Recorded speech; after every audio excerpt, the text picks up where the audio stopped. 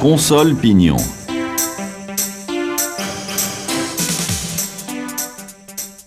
Un plan de calpinage étage par étage détaille la position des consoles pignons. Le chef d'équipe contrôle la position des attaches volantes. Ces cotations déterminent l'implantation des cônes dans les voiles de façade.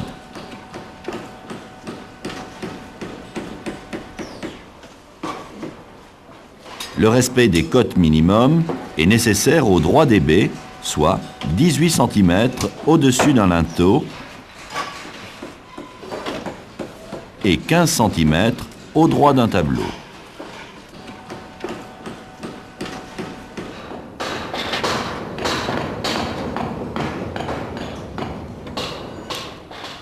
Voici une vue de côté d'une console pignon sur un mur de façade.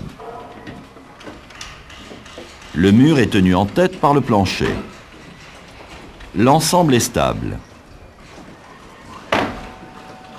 Le mur n'est pas tenu en tête.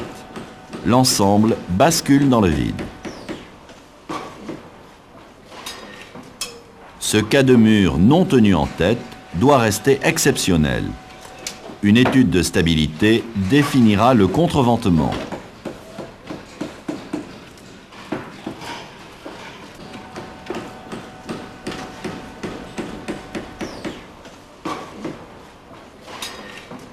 La console pignon a un rôle d'échafaudage. Elle supporte le poids de la banche et permet la circulation.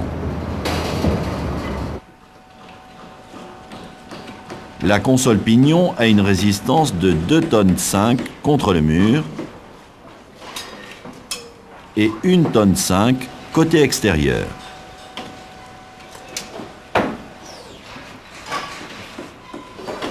Cette plateforme peut être utilisée pour faciliter la manutention des matériels sans dépasser les charges admissibles. Tout stockage est interdit. Toute autre utilisation doit être étudiée par le bureau d'études. Les garde-corps protègent du vide.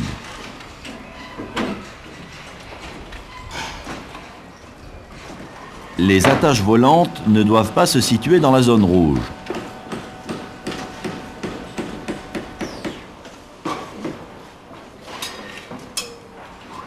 La console pignon n'est pas équilibrée. La console pignon encaisse des contraintes qui déforment certains éléments. Ces contraintes peuvent provoquer la rupture des éléments ou le basculement de l'ensemble.